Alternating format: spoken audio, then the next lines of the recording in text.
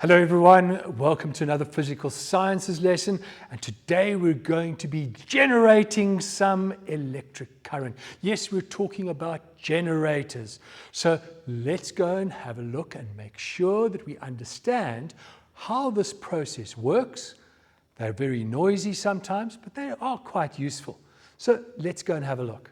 So here we are, we're dealing with the electric generator, and so I wanted to ask you this question to think about. How many ways, different ways, can you think of making electricity? Now, it has to be current electricity. So you can't just say, well, I'm going to rub a rod on some jersey and get a little spark. That's a little shock, not big enough. But how many ways can you get to make electricity that is useful? Think about it. It's an important question. And that's the reason for today's lesson, really, because we're dealing with electrodynamics. And electrodynamics is really this topic all about using the process of making electricity. The focus, as I've said, is on the generator. And in that principle, we recognize that we're going to take mechanical energy, that's movement, and we're going to make electricity. Now, how do you think we're going to do that? And what are the physics principles we need to remember in moving something to make electricity? Well, I hope you remember very well that that's all about something called electromagnetic induction. And the man you want to thank for that is Michael Faraday. So let's just remind you as we go on and recognize that it's all about understanding the magnetic field and how, working with the magnetic field, we can get something called magnetic flux. Now, magnetic field is a space or a region in space around a magnet. So if that was a magnet, a north-south magnet, we recognize around this magnet there is a magnetic field running from north to south, from north to south. We put the little arrows on that, and we recognize that this can also appear around a current-carrying conductor or around an electric coil or solenoid. We recognize that this magnetic field cuts through an area that is perpendicular to the field. Then we can call that magnetic flux. And magnetic flux is given the symbol phi, where phi is the magnetic field strength times the area that is perpendicular times cos theta. So that area is at a normal to the magnetic field. If it's not, the area is not quite at a normal, we measure the angle. That's what the difference between the normal and the magnetic field is for. That cos theta is very important. Obviously, when cos theta is 0, in other words, it's at a normal, the area is at a normal to the field, well then the magnetic flux is a maximum. And we're going to talk a little bit about that. Now, electromagnetic induction, this is Faraday's law. And we're going to remind you a little bit about it. And I want you to go back and think about it, go back and revise some notes about it. But I've got an even better thing. I want to remind you about the simulation that we use to show electromagnetic induction. Because what we're dealing with here is we're going to take a magnetic field and we're going to say, let's move it. Let's move the magnetic field or the magnet, and let's create electricity. That's the principle of electromagnetic induction. Now, here's the picture of the simulation is coming up in a minute, but just to generalize, the way that we're going to use this is in an electric generator. And simply, an electric generator converts mechanical energy. That's usually something that you turn. So when you think about Eskom, they are making steam, they burn coal, or they use a nuclear reaction, or they use hydroelectric power to turn a turbine. And that turning of the turbine happens within the magnetic field. Now, if it turns within the magnetic field, it produces an induced current. It produces electricity. And that's very important. That's exactly what a generator does. So your generator at home, if you've got one, you're using petrol or diesel, you burn it up, start that process, and it's turning a magnet within a coil. And that magnet turning within a coil produces our electricity for us. So notice the conversion is from mechanical energy to electrical energy. Now, let's move on. And here is what I've been waiting to tell you all about. Electromagnetic induction. Remember, if we take this magnet and we push it into the coil, it's going to cause a magnetic field to cut through the coil. So there's a change in magnetic flux. As we're moving it in, we are changing it. At first, not much field lines cutting through the coil. As we move it in, more field lines cut through. So there's a change in magnetic flux. If there's a change in magnetic flux, then there's going to be an induced current. There's going to be an induced EMF. And that's exactly what we'll measure over here. Now, you will remember, if you push the magnet in, the needle will go to one side. If you pull the magnet out, it will go to the other side. So you can get this needle on the galvanometer to flick backwards and forwards. And so that type of charge, the charge in that circuit, is a changing charge. It's not going in the same direction all the time, and we call that alternating current. We'll speak a little bit more about that as we move on. So let's take a look at a very simple process, a very simple representation of a generator. It shows you the particular things that we're going to need. So the first thing that we're going to need is a magnetic field. So I've got two ends of a magnet, and the two ends of the magnet tell me that between the north and the south, I've got a magnetic field that's running between the north and the south. And next thing I'm going to do is I've got a current carrying conductor. So this is the conductor here. And what I'm going to do is I'm going to move the conductor into the field. Now, if you do this, you've got a force that's moving the conductor into the field. And that means that whether it's the magnet that's moving or the coil that's moving, it doesn't matter.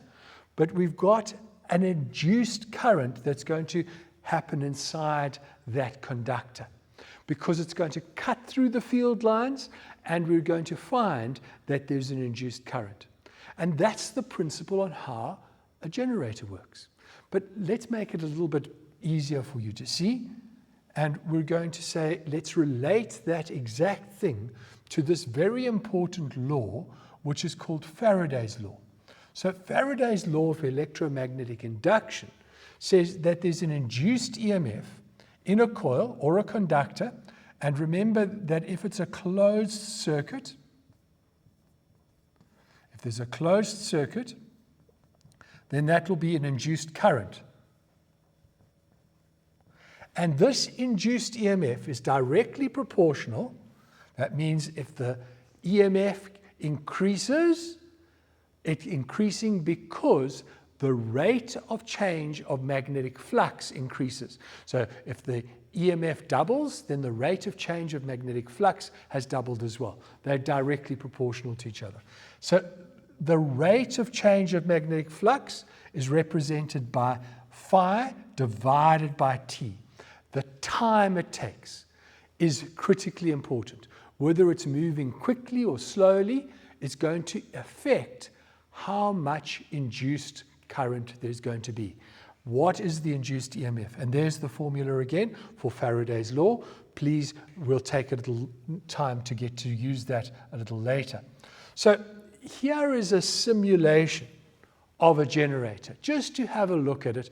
And I'm going to show you what happens when we turn on the source of energy. In this case, it's water that's falling over this rotating magnet, and let's see exactly what's happening. Right, so here in the model of the generator, I've got a water source. I'm going to turn it on and let it play. I've got a magnet, the north and south, that's going to have a magnetic field. Here's the coil. This compass needle will just show us the changing magnetic field. So let's run the simulation and see exactly what's happening. Watch and see what happens to the little electrons in the coil, or the little charges. And as you can see, this magnetic field is changing. It's moving around, and as a result, we've got the light bulb flashing. Look at the compass needle. It's also changing its direction, showing that there's a changing magnetic field in that region. So just to change the setting, let's see what happens when we put a galvanometer there, and you can see that the readings go backwards and forwards. In other words, sometimes they're big and positive, sometimes they're big and negative, and they flick-flack between them. And that is because this generator is producing alternating current. Okay, guys, I think we've got enough detail, we've got enough background on the simple processes of what makes a generator work. But we're going to go into a little bit more detail and make sure that we can predict how things work within a generator. So let's take a short break, and we'll be back directly after that.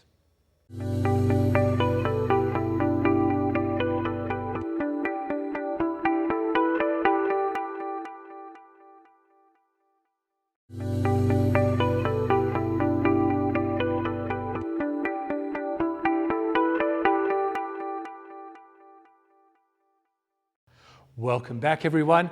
We're doing something really important today. We're looking at electrodynamics. And of course, it's dynamic because we're dealing with the electric generator, something that we depend on to give us electricity. And did you know the principles of the generator are actually not that difficult, but we need to understand and recall them and make sure we can make some predictions. So let's get straight into it. Remember that we've already mentioned that a generator is used to produce electric current. But what we want to do is to find the direction of the current. And for this, we're going to use two rules of our hand. The right-hand generator rule. Now, most people are right-handed. So we'd say that generally, most people are generally right-handed. So gen and right. So don't get that confused. Remember when we did the motor in a previous lesson, we said Fleming's left-hand motor rule. Now we're going to do the right-hand generator rule. And remember, we've mainly done the right-hand rule for a whole lot of things. So the right-hand generator rule is almost exactly the same as Fleming's left-hand motor rule. And so you can sometimes walk around when you're giving a test or in an exam and invigilating, and you see learners can't decide, is it the left hand or is it the right hand? Well, I hope you don't have that problem, because you'll know that if it's the right hand, then it's the generator. Now, how do you remember what form the fingers take? Because we've had the right hand rule for the solenoid, this one, and the right hand rule for the current, and we've had the right hand slap rule. How do we know now the right hand generator rule? Well, guys, remember, you're in the FBI, so slap your thigh, you're in the FBI. And why do I say that? Because the right hand now, remember, don't get it confused, the right hand, F is for the force. The thumb or thrust gives you the motion. There's an M in thumb, which is a little bit silent, but it gives you the direction of the force, F. The first finger, this one, is going to give you the direction of the field. And the second finger, the direction of the current. So remember, slap your thigh, you're in the FBI. Let's have a look and make sure you've got it clear. The force is the thumb. The magnetic field is the first finger, And the current is the thing that we're trying to find. The direction of the current we're trying to find is the second finger, so it's this one. Okay, so let's apply it to a little picture of the generator.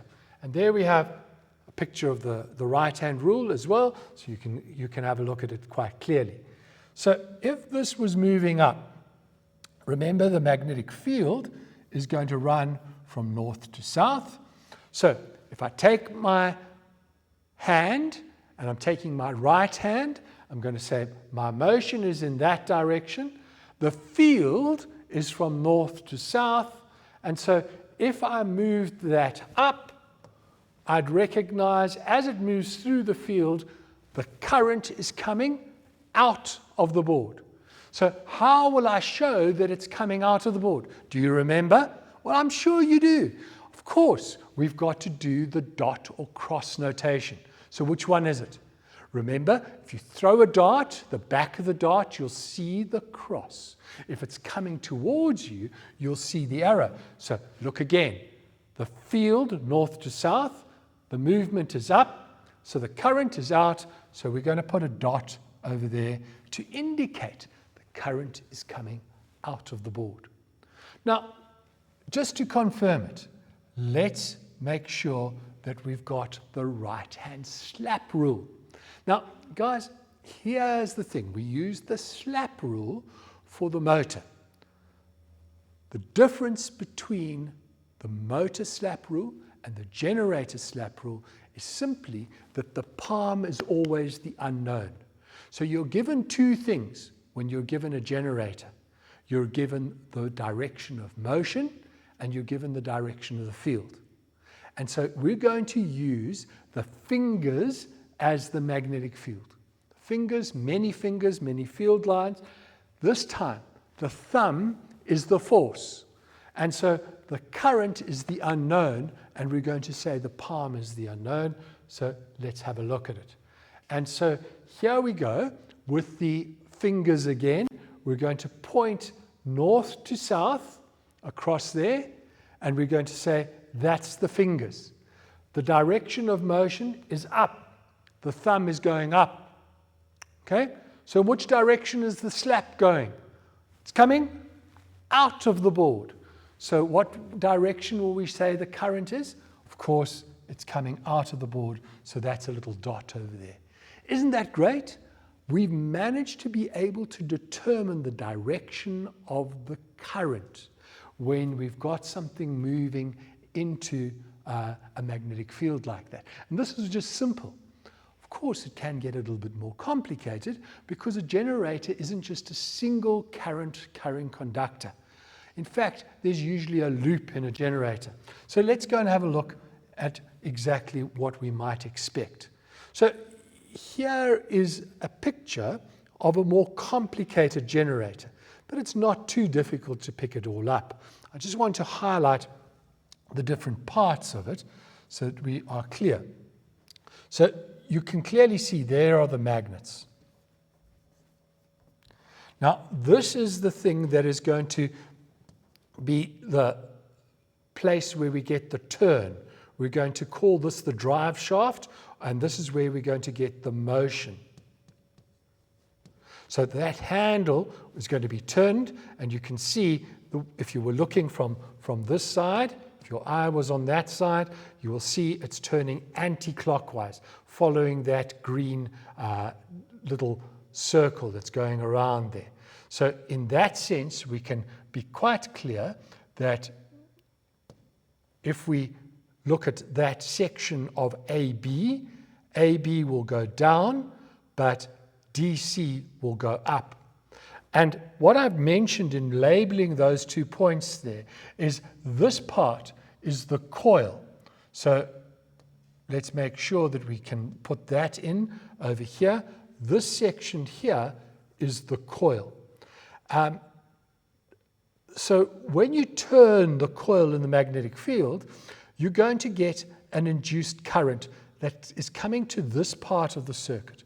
This part is definitely the external part of the circuit. It's where the electrical stuff is being used. But inside this electrical part is this set of rings. And you'll notice there are wires connecting over here, and that is a familiar little thing called a brush. Where I've circled over here, this is the connection between the armature or coil, and in the case of a generator, it's not a split ring, but these are known as slip rings. And we're going to spend some time on those in a little while. But for the moment, I want us just to simply look at this diagram in a little bit more detail and take a deep breath and see if we can apply either the right-hand generator rule or the right-hand slap rule to determine the direction of current. So let me go to here. I'm going to clear all my inking away, and I want you to take a careful look and try and work out what is actually happening.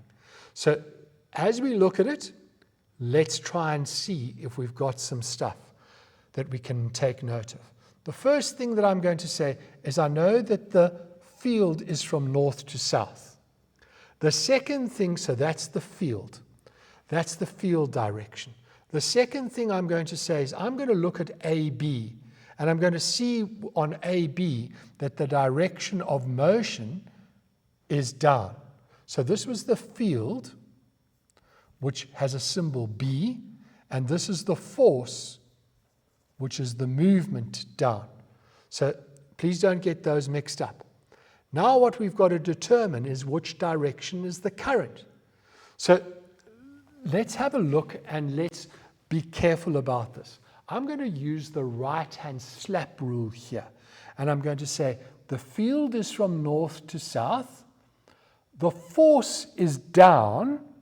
So if the force is down, then the current must be coming out at AB. So it's out at AB, but what will it be doing at DC? Let's check. Well, at DC, I'm going to change my color just to make it very clear that we're now dealing, the field is still in that direction, but DC is moving up. So the force is up. So the field is in that direction, the force is in that direction. Can you see my hand is going into the board? So the field direction over here, the current direction is in that direction over there. So it's very interesting to see exactly how that's happening. But just to make absolutely sure, I'm going to take a cross section through this diagram, and I'm going to see if we can apply our rules there as well. So here we go. We've got A on this side, closest to the North Pole, D on this side, closest to the South Pole. D is going up, A is going down. So have a look. I'm going to use the right-hand rule in this case. So in this case, I'm going to say the direction of the field, first finger, north to south. Right? Over here, it's going down. So the current here must be coming out of the board. So I'm going to do that. On this side, it's going up. The D is moving up. The field is still that way. The current is going into the board. So there we go across. Please make sure that you can do that, simply applying both the slap rule as well as the right-hand rule for the generator. I think it's time we took a little break. Please make sure you practice using the different hand rules so you can predict in which direction the current is going to pass through that coil. It's very, very important. So go and have a break, and we'll see you after that.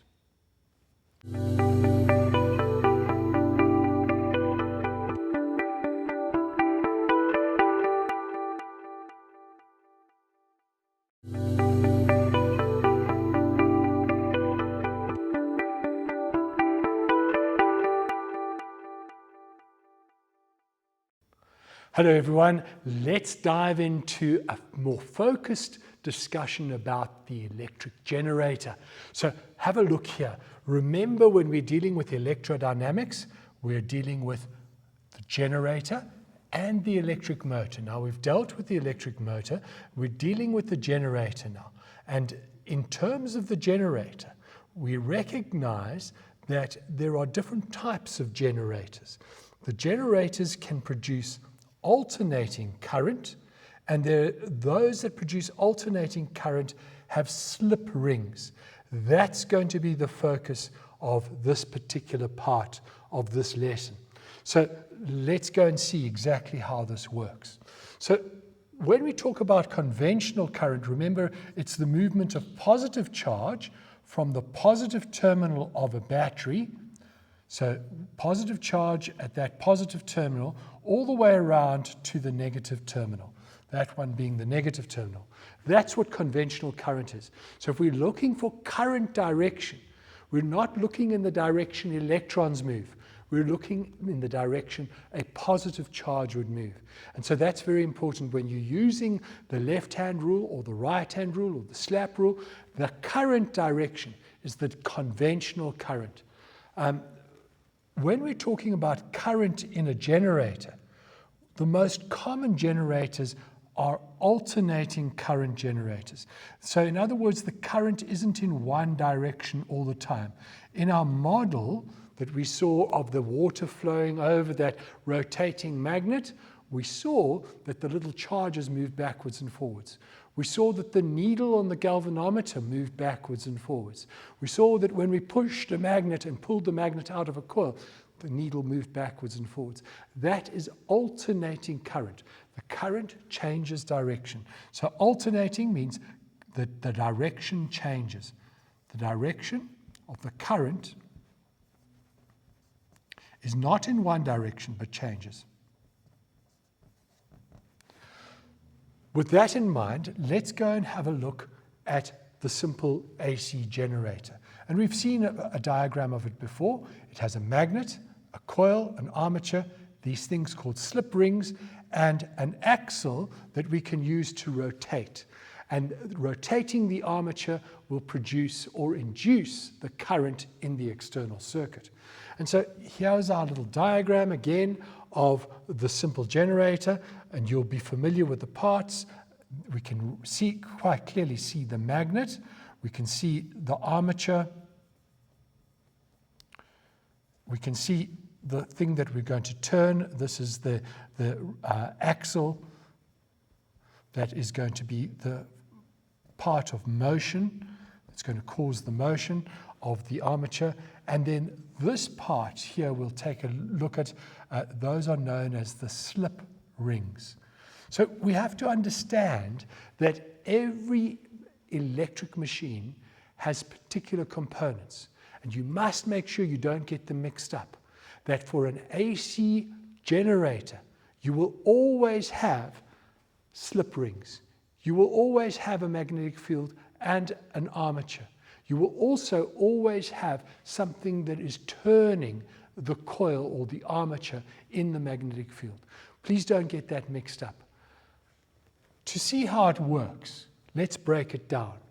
So what I've got is where we are going to look more closely at exactly what's happening as we rotate the coil. Now, this is one end of the coil. Just go back to the previous diagram.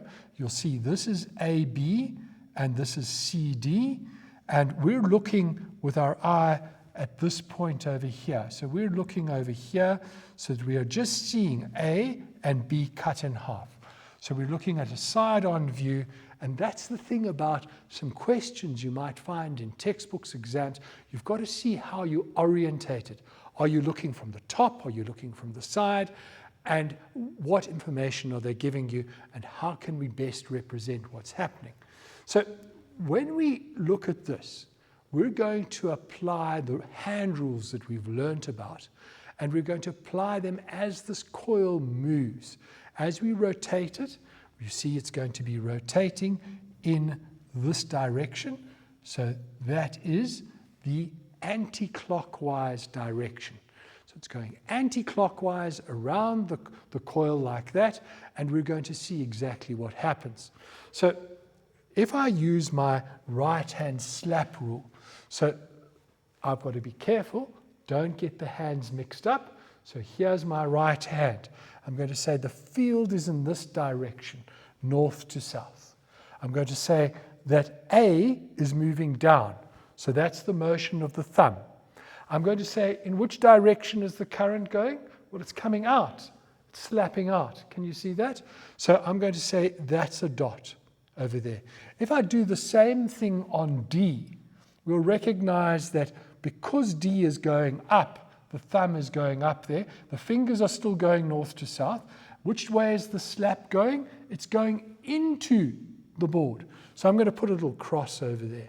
Now, we've done that before, just reminding you how it works. If you want to double check yourself, what are you going to do? You're going to use slap your thigh, you're in the FBI.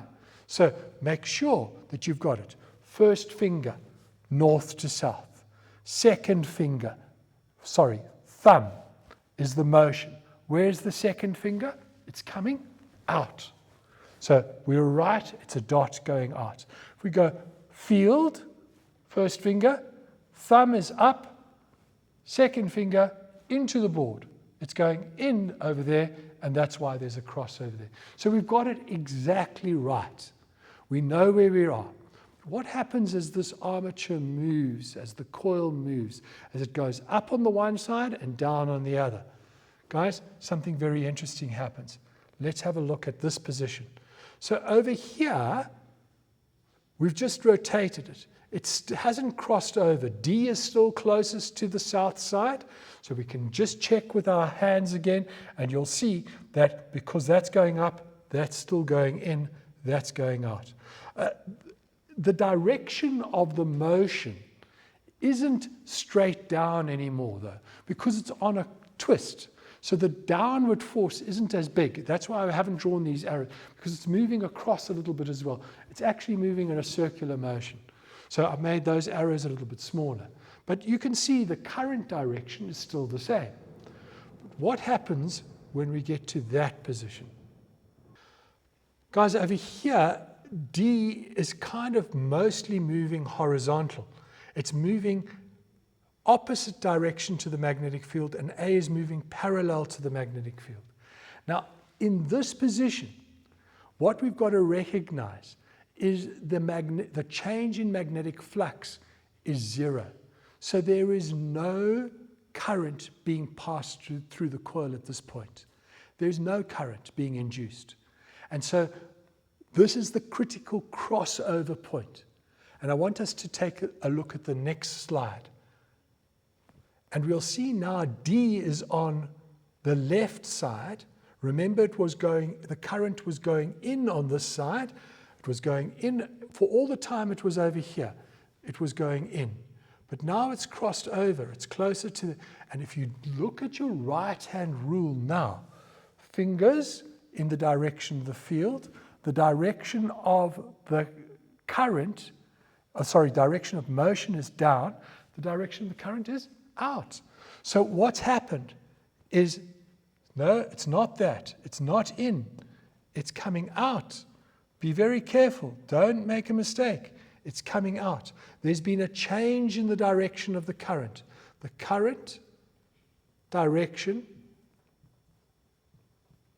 changed. Check what's happened over here. A on this side, current was coming out. What's happened to A when it moved across there? The field lines are in that direction. The motion is up. The current is in. On this side, it was in. A was in. Over here, A was out. Beg your pardon.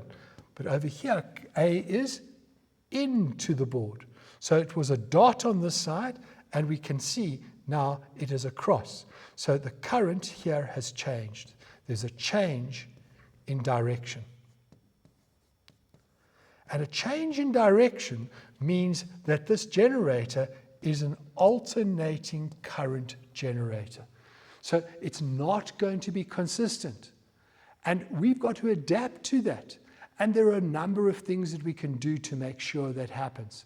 The most important thing is for us to recognize the output from this coil and how we're going to get the current, which even though it's changing, is going to then be supplied to an external circuit. And how are we going to do that? Well, the point of that is that we're going to see that when we get to that very point, we're going to need these things called slip rings. They're going to help us distribute the current to the external circuit. One last point, just to be very clear about it. What we'll notice is that not only is the direction of the current changing, but the strength of the current is changing as well. And that will take a little bit more detail, but we're going to get into that. But you know what? As long as you're able to apply the right-hand slap rule or the right-hand generator rule, you can predict in which direction the current is going as this coil moves through the magnetic field.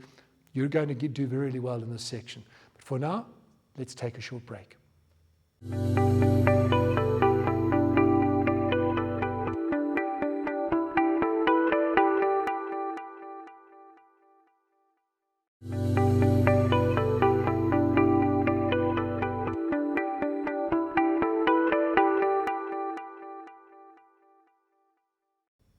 Welcome back, everyone. Let's get into generating some excitement, generating some electricity, and of course, when we deal with generators, we've got to recognize what the function of each of the parts are.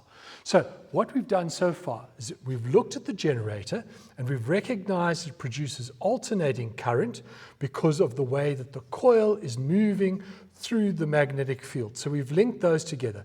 And for now, what we want to look at is the distinguishing factor of an AC generator. And that's this component called a slip ring or slip rings. They always come in pairs. Alternating current has 2 slip rings, whereas a DC motor has 1 split ring. Notice, motor, split ring commutator. Don't get those mixed up.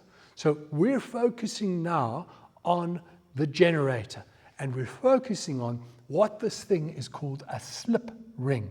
They are similar, and they're this component that we're looking at here.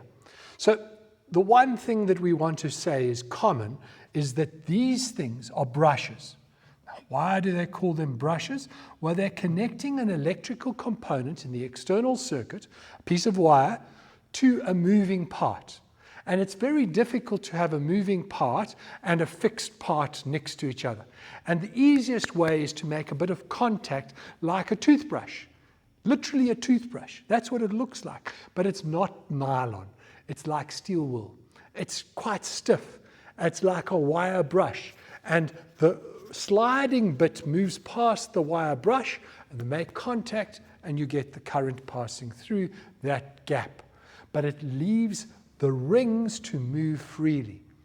And so brushes are really important, both on a generator or a motor. Over a period of time, the brushes can wear out. Sometimes they're not steel brushes, they are graphite brushes. They just need to be replaced.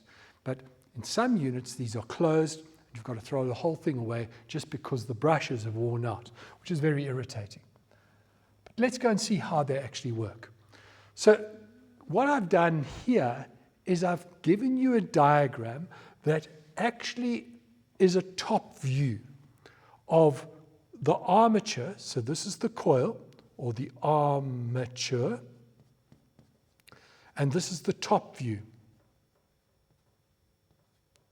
So we're looking at it from the top, and we see over here this is 1 slip ring, and here's a second slip ring. So the word ring, even though we're looking from the top, it looks like a block. Underneath here, this is the front view. So this is the front view. I want to put the two together so that you can see how it's working. Let's look at this part first. So this part that you see in white there is actually a circle. And this part, let's call it A, is connected to the slip ring. It's making contact there. That's the conducting wire of the armature. And so A is connected to this ring. The ring is free to move.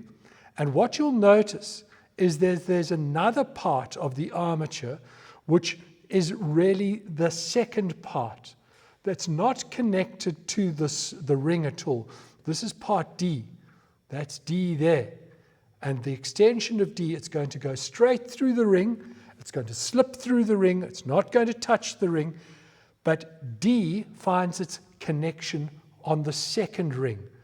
So D is connected to the second ring over there.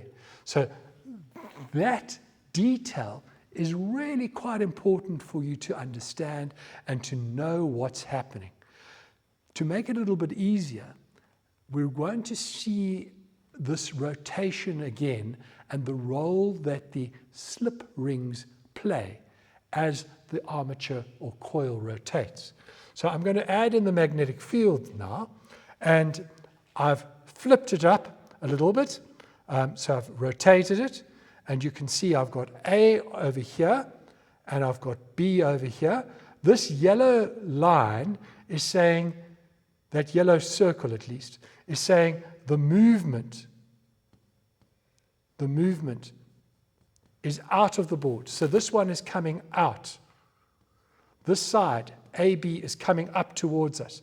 The cross says this DC part is going in. It's going away from us. So it's going to rotate like this. So let's just make sure that we've got this and we're very clear exactly what's happening for the moment. And we're going to use the right-hand rules again just to indicate the direction of the current, but not just the direction of the current in the armature, but the direction of the current to the brush. So you'll see there's a little gap there with the coil. There shouldn't really be a gap, but it's indicating in which direction the current is going.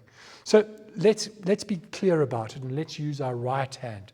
So the field lines from north to south, everyone clear about that? The movement is out.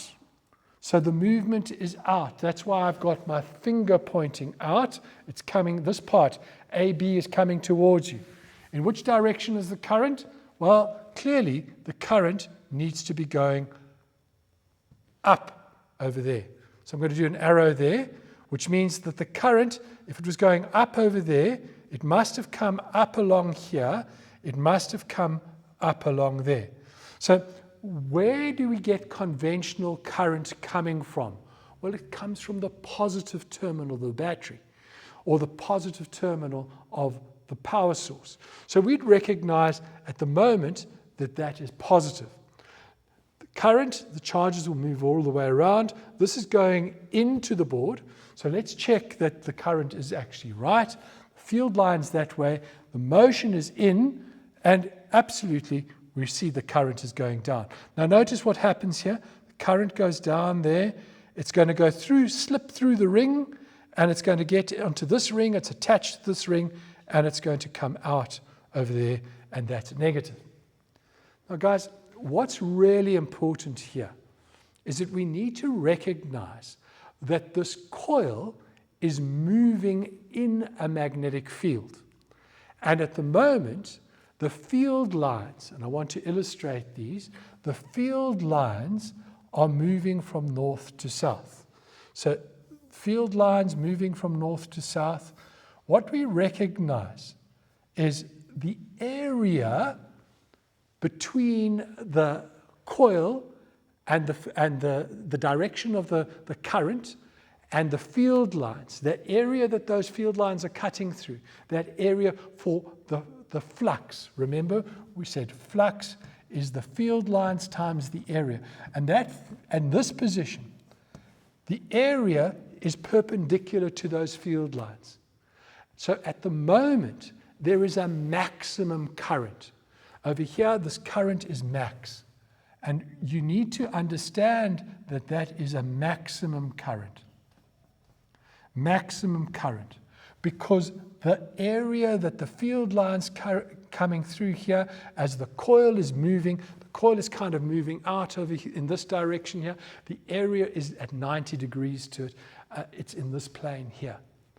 So I need you to understand that as this coil is moving out like this, in this position, it's a maximum current.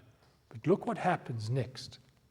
Right, in this case, we see that AB part of the armature is moving out towards us. So it's coming up, whereas CD is moving away from us. And so the effect of this, looking from the top, is that we can see that the area has got less. The perpendicular area for the field lines to run through is smaller than what it was.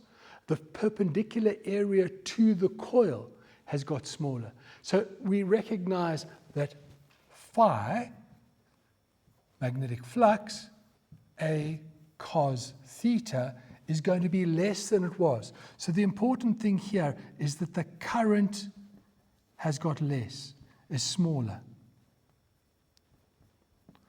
It's still the same direction.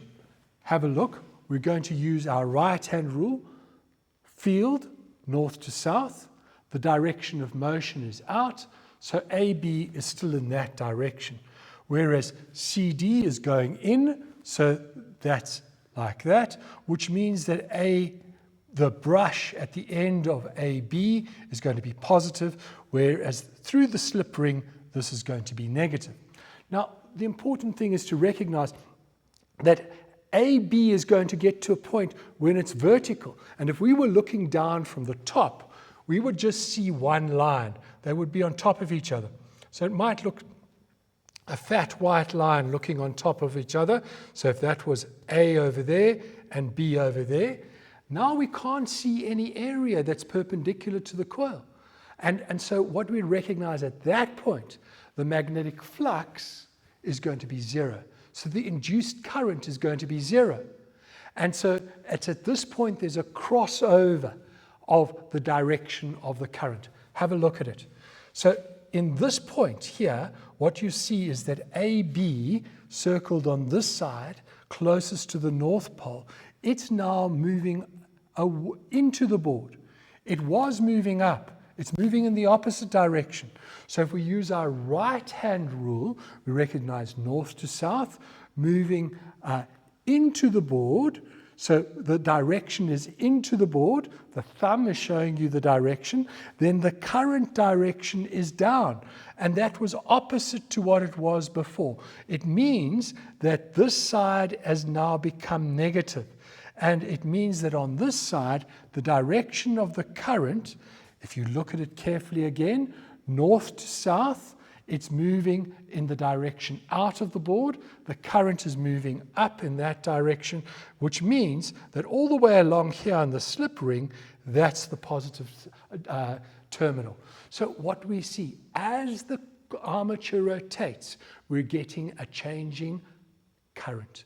It's going positive, negative, positive, negative, positive, negative. And somewhere in the middle, it's going to go to zero. So it gets maximum positive, then it decreases, zero, then maximum negative, then zero, and so on. And that's the cycle of alternating current. We're going to have a careful look at that and explore alternating current in another lesson. But for the moment, let's just make sure we've got the key points. The key points in terms of the things that affect the size of the current.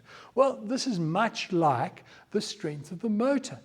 The size of the current is dependent on the variables in Faraday's law. And so what we need to recognize, we can change the magnetic field, the number of coils, and the speed of rotation. Guys, I think that we've summarized all the key points for today. We'll see you again shortly.